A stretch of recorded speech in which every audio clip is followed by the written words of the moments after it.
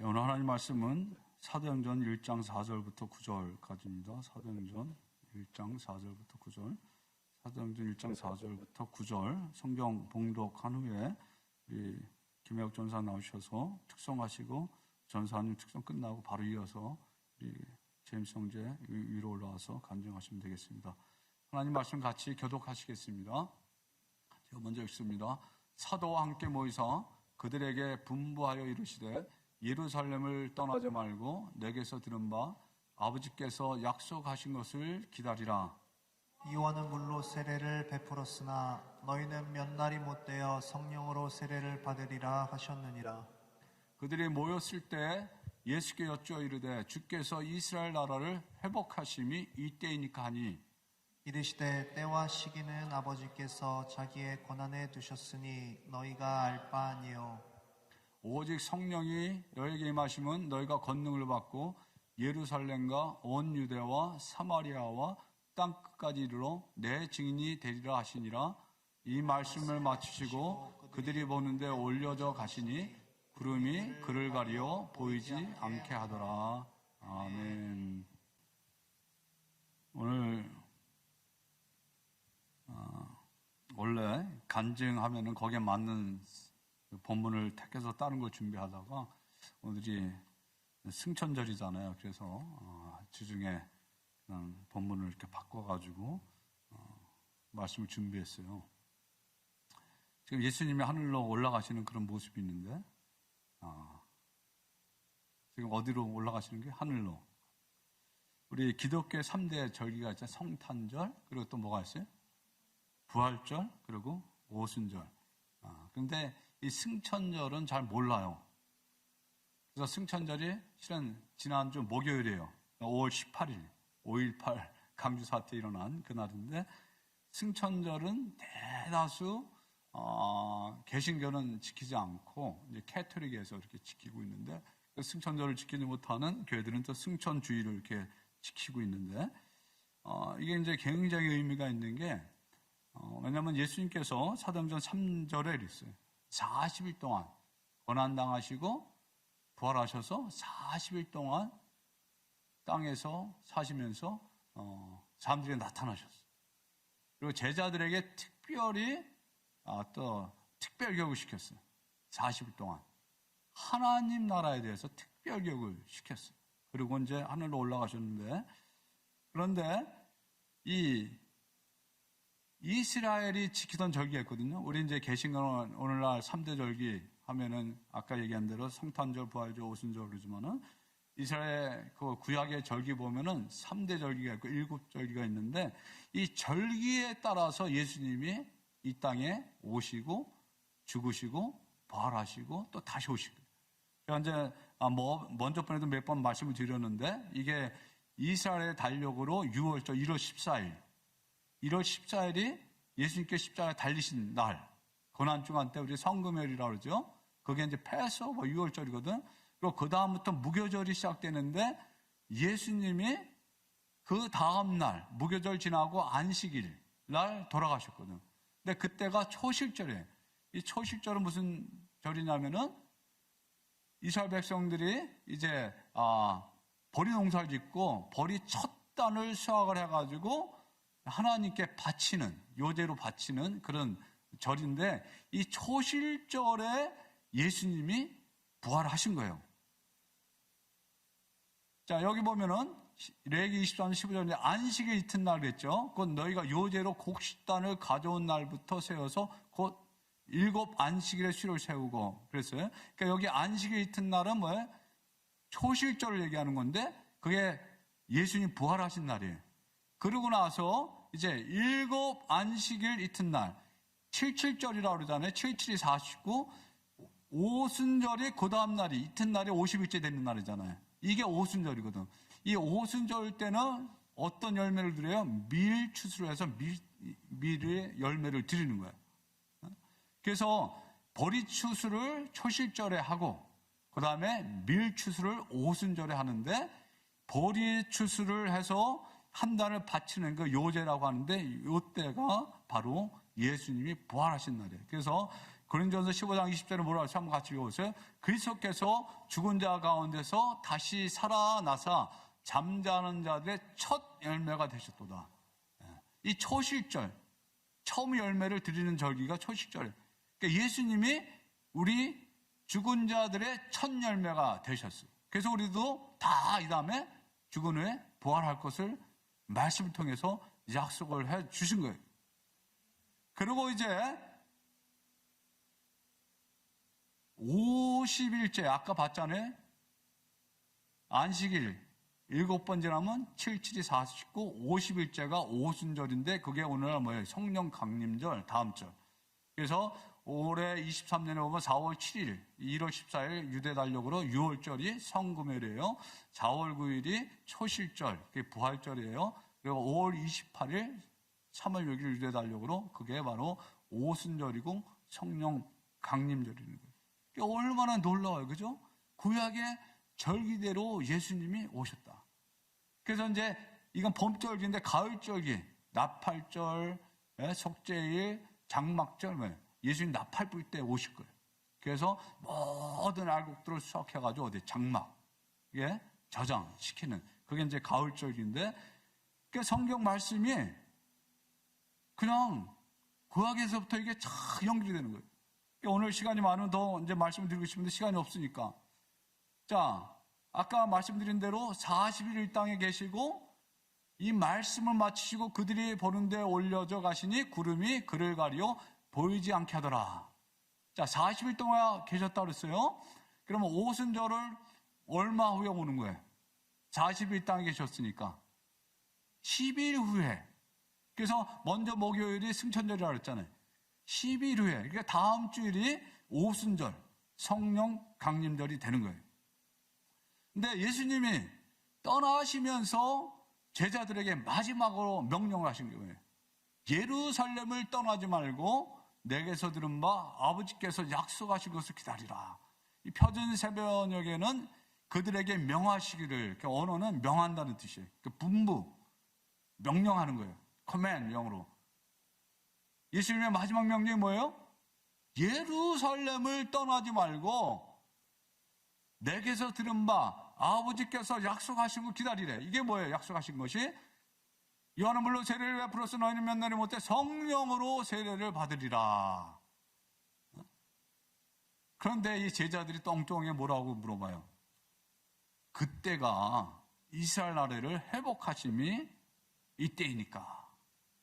자, 제자들이 예수님을 따른 이유 중에 하나가 뭐예요?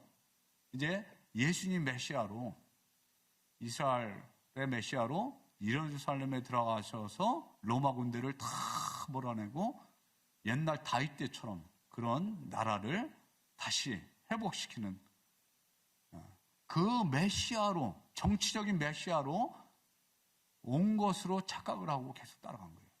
그래서 제자들이 예루살렘 들어가기 전에도 막 싸움하잖아요. 그죠? 누가 높은 자리에 앉을 것인가. 근데 예수님이 처참하게 십자가에서 죽으시잖아요. 이들의 꿈이 완전히 산산조각 났어요.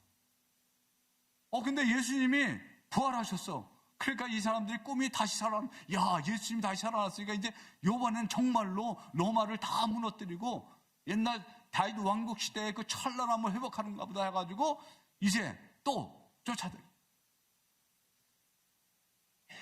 근데 예수님이 계속해서 하나님 나라에 관해서 말씀하셨다 그랬어요. 그러니까 이 사람들은 그 하나님 나라가 그렇게 오는 걸로 착각을 하고 또 쫓아온 거야, 계속. 그러니까 예수님이 뭐라고 대답해요? 뭐라고 대답해요? 때와 시기는 아버지께서 자기의 권한에 두셨으니 너희가 알 바 아니에요. 그러니까 부정하는 거 아니에요. 그 실제적인 나라가 이 땅에 임할 것이다. 그것도 말씀하시는 거예요. 그래서 어떤 사람들은 1948년에 이스라엘이 독립을 했잖아요. 그때 회복된 거라 또 그렇게 얘기하는 분들도 있고 아니다 그런 분들도 있어요. 여기서 포인트는 뭐예요? 그거는 아직 너희들이 알 바가 아니고 그건 때가 되면 이루어질 것이다. 그러고 나서 오직 성령이 너에게 마시면 너희가 권능을 받고. 같이 읽어보세요. 예루살렘과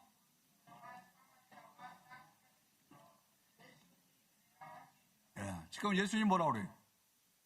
너희가 성령을 받게 되면 권능을 받게 되고 이제 너희들은 하나님 나라의 일꾼으로서 쓰임받게 될 것이다. 예수님의 증인이 될 것이다. 지금 이제 그 얘기를 하는 거예요.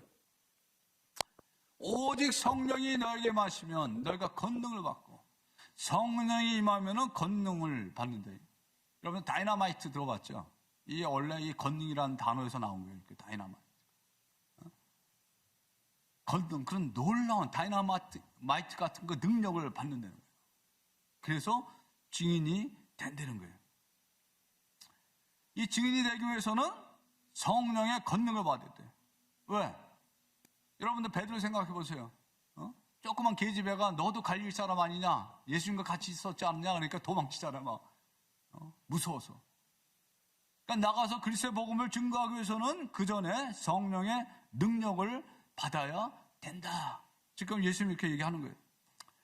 세계 역사를 보면 항상 힘 있는 나라가 힘없는 나라를 정복했잖아요. 그죠? 우리 대한민국도 중국에 또 일본에 계속 당하잖아. 그러니까 우크라이나도 힘이 없으니까 러시아에게 공격당했잖아요. 근데 이번에 G7 회담에서 미국이 또 유럽 연합과 얘기를 해가지고 미국산 F-16, 이 초음속 가장 강력한 전투기라는 거예요. 우크라이나에서 이거를 계속 달라고 그랬는데 안 줬어.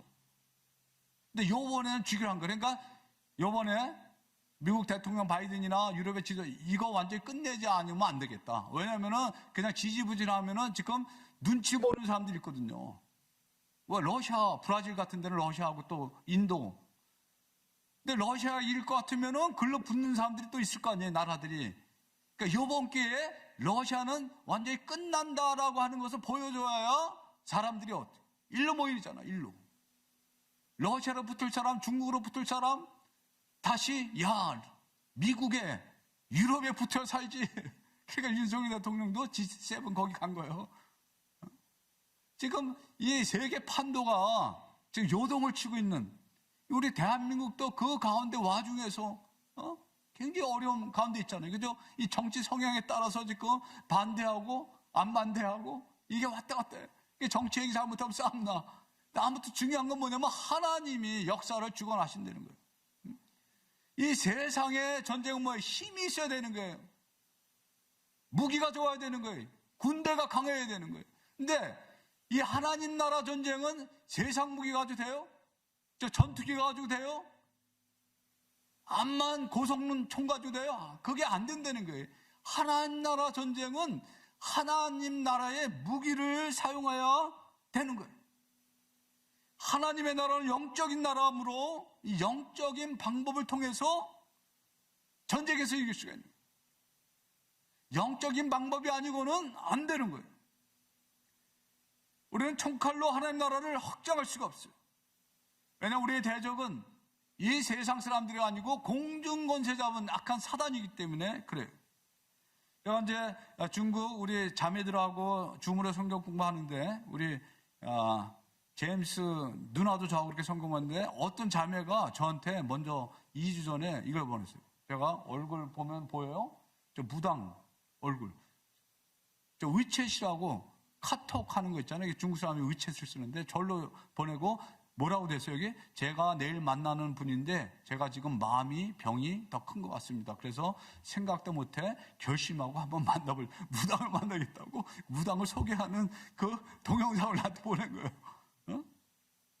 꿈자리도 너무 나쁘고 매일 악몽에 헤매고 혹 시제가 뭔가 할지 이게 조상이 되는 거예요. 귀신이라도 붙지 않았는가 해서 아무튼 아프니까 별상이 다 난다는 거예요. 이 자매가 자궁환 수술 2년 전에 받았는데 또 자기는 나가면은 이 머리가 빙빙빙 돈대요. 그래서 돌아다니질 못하는데 머리가 무겁고 막 돌고 그리고 육신 전체가 막 쑤시고 아프고 막 그래가지고 그러니까 몸이 너무 아프니까 이 무당이라도 만나 보려고 그러는 거예요. 그래가지고 이제 제가 깜짝 놀라가지고 이제 연락을 해가지고 누가 보면 11장에 보면 예수님께서 말 못하는 귀신을 쫓아내는 그 내용이 나오잖아요. 그걸 가지고 또 성경 공부를 했어요. 예수님께서 귀신을 쫓아낸다. 그러니까 너 무당한테 가면은 그 무당이 더 센 그 무당이 이렇게 같이 이렇게 해가지고 쫓아내줄 수 있지만 그 다음에 이제 또 다른 걸 요구할 거다. 그러니까 500위안, 한 70불 주고 상담했다는 거. 그랬더니 이제 귀신이 있다. 그렇게 얘기를 하더래. 그 대신에 귀신을 쫓아내려고 하면은 뭐를 해야 돼 또? 굿을 해야 된다. 그거는 또 얼마냐? 그래서 제가 이제 누가복음 11장 가지고 또 말씀 같이 공부하고 에베소 6장과 영적 전쟁에 대해서 또 마태복음 예수님께서 사단의 시험 받을 때 사단을 쫓아낸 그 말씀. 그리고 이제 줌으로 막 기도했어요. 축사, 예수 이름에 하는 귀신을 물러가라. 근데 그 다음 날인가 우연히 유튜브에서 박효진 장로님이라고 교도관 출신이세요. 이분이 귀신을 어떻게 쫓아내는가 해가지고 그 영상이 뜬 게 있는데 보니까 근데 저하고 하는 내용이 비슷하다. 그래서 그것도 또 보여주고 또 이제 막 했어요. 궁금하니까 제가 또 체크업을 했어요.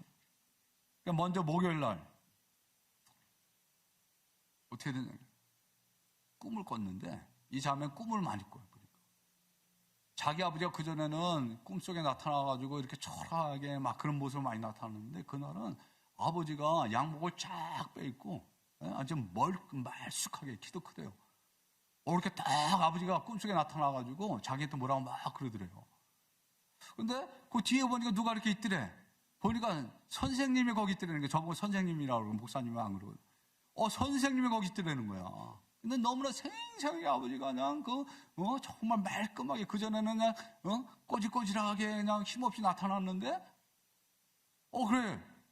그래서 자기한테 뭐라고 막 얘기를 하더라는 거예요. 그리고 꿈이 깼다는 거예요. 근데 꿈이 깨고 나니까 뭐요? 머리 무겁고 아프고 빙빙 도는 것들이 싹 없어지고 이 몸 아픈 게 그냥 깨끗이 나가지고 막 날아갔겠다는 거야. 할렐루야. 아멘이야 이게. 왜냐면 제가 또 여러 사람들에게 기도 부탁을 했거든요. 교회도 부탁을 하고 우리 같이 기도하는 목사님들에게 부탁을 하고 막 하나님의 역사가 성령의 역사가 나타난 거예요. 그래서 누가복음에 보면은 예수님께 이렇게 얘기해요. 내가 만일 하나님의 손을 힘입어 귀신을 쫓아낸다면 하나님의 나라가 이미 너에게 임하였느니라. 하나님 나라가 그 딸에게 임한 거예요. 거기에. 그 집에 중국 남자에게 시집을 가서 첫날에 들어갈 때도 그 어린아이들 몇 명이 꿈속에 나타나가지고 하여튼 꿈에 계속 어느 때는 자기 자는데 아버지가 문이 덜덜덜덜 그러면서 들어온대요.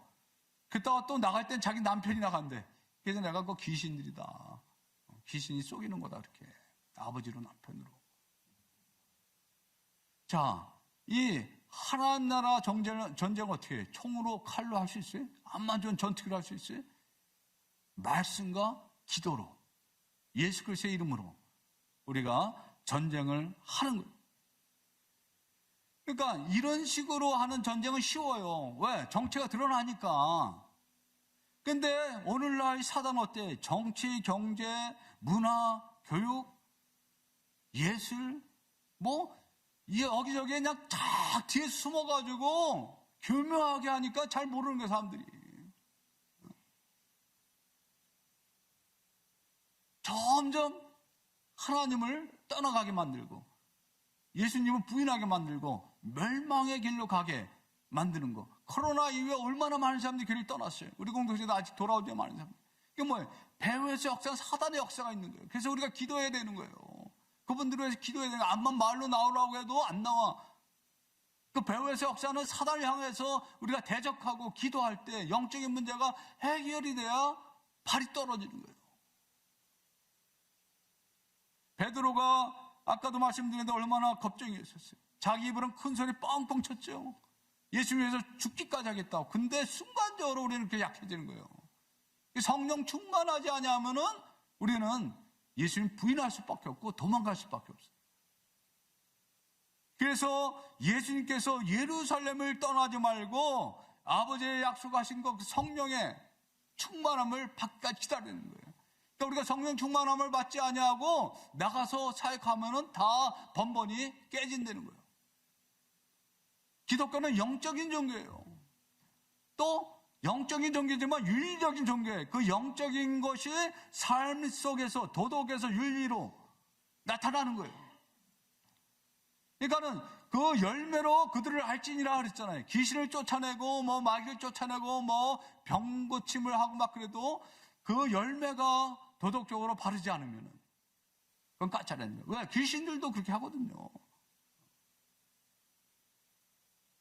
근데 우리가 오늘날 많은 경우에 영적인 부분을 잃어버렸어. 그래서 좀 성령 무슨 얘기하면 또 약간 이상하게 보고. 그럼 능력이 없는 거야. 이 두 개를 우리는 다 가져야 돼. 말씀으로 충만해야 되고 성령으로 충만해야 되고 삶 속에서 우리의 삶의 열매가 나타나야 되는 거예요. 성령의 충만함을 받을 때 우리의 인격이 변화되고 우리의 삶이 변화되고 우리 말이 변화가 되고 행동이 변화되고 또 영적인 부분에서도 하나님께서 지혜와 계시형으로 우리와 함께 하시기 때문에 영적인 분별력을 주는 거예요. 이게 진짜인지 가짜인지. 유튜브가 얼마나 지금 많은 것들 쏟아내요. 그래도 감사한 게 뭐냐면 그래도 저는 부족하지만 잠깐 들으면은 어느 정도 분별이 되는 거예요. 이거는 암만 이렇게 얘기해도 이건 약간 문제가 있다. 이건 아니다. 그러니까 분별력을 우리가 가져야 돼. 말씀으로 성령으로 우리가 충만할 때 우리는 그렇게 할 수 있어요. 이 성령 충만 어떻게 받아요? 기도로.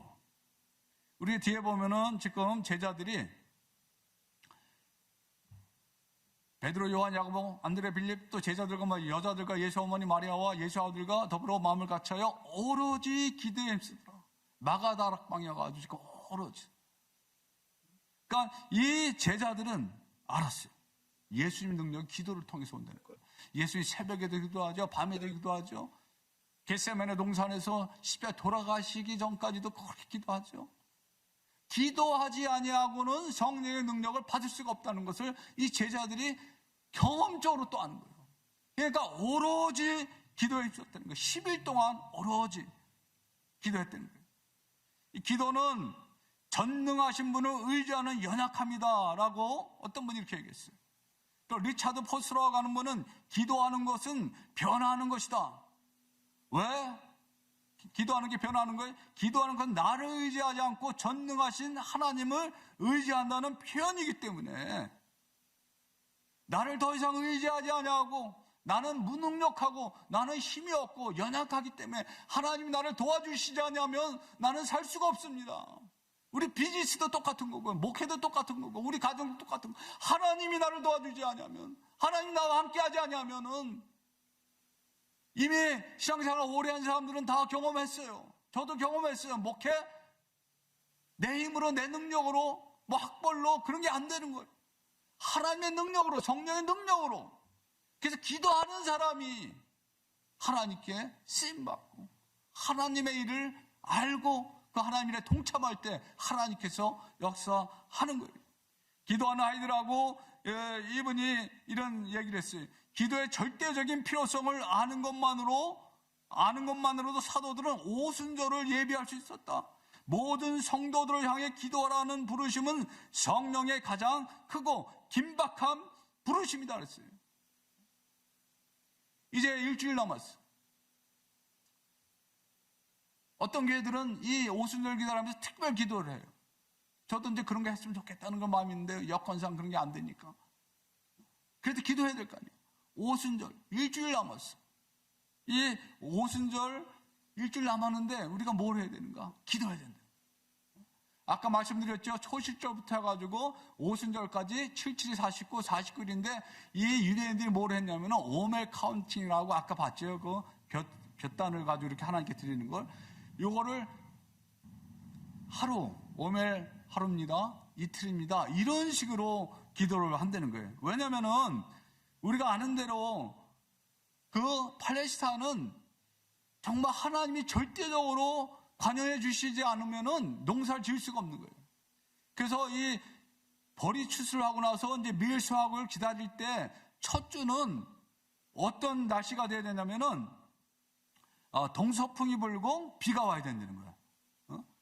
그리고 6주간은 뜨겁고 건조한 남동풍, 지중해 쪽에서 불어오는 남동풍이 불어와야 된다는 거예요. 그래야 이게 열매가 잘 맺는다는 거예요. 근데 만약에 비가 올 때 비가 안 오면 어떻게 될까요? 또 비가 오지 말아야 되는데 비가 와버리면 어떻게 되는 거예요? 1년 농사 다 망치는 거예요. 그래서 이 사람들이, 이 유대인들이 어떻게 기도하냐면 오늘은 오멜 첫째 날입니다. 하나님, 씨는 우리가 심었지만 열매를 맺게 하시는 분은 하나님이십니다. 날씨를 주관하셔서 우리에게 풍성한 수확을 주시옵소서. 이렇게 기도를 했다는 거예요. 50일 동안. 우리도 그렇게 기도해야 되지 않을까? 그러니까 120 성도들도 아마 그 기도 오순절 기도를 했을 거예요. 계속 카운팅하면서. 이 얘기는 뭐예요? 하나님을 절대적으로 신뢰하는 그 믿음을 나타내는 거예요. 유월절, 무결절, 초실절이 끝났지만 오멜카를 통해서 또 오멜카운트 하루 이틀 이거 쉬면서 하나님께 기도하면서 오순절을 기다리는 거예요. 우리는 이제 그런 거 눈에 보이는 이런 추수는 아니지만 영적인 추수를 위해서 우리는 기도해야 되는 거예요. 하나님 우리에게도 영적인 추수를 주시옵소서. 잃어버린 영혼을 구원하는 영적인 추수를 주시옵소서. 이 마지막 때가 추수 때라고 하는데 하나님 우리에게 풍성한 수확을 주시옵소서. 풍성한 영혼의 수확을 주시옵소서. 주님만 믿습니다. 주님 우리를 도와주시옵소서.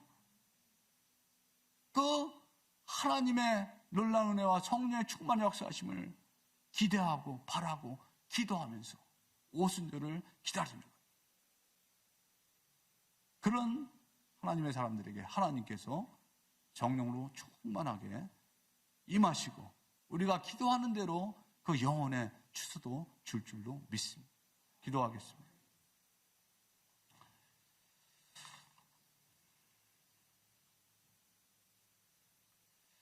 하나님 이 시간에 사랑하는 백성들 주께 나와서 주께 예배드리고 또 하나님의 말씀을 들었습니다.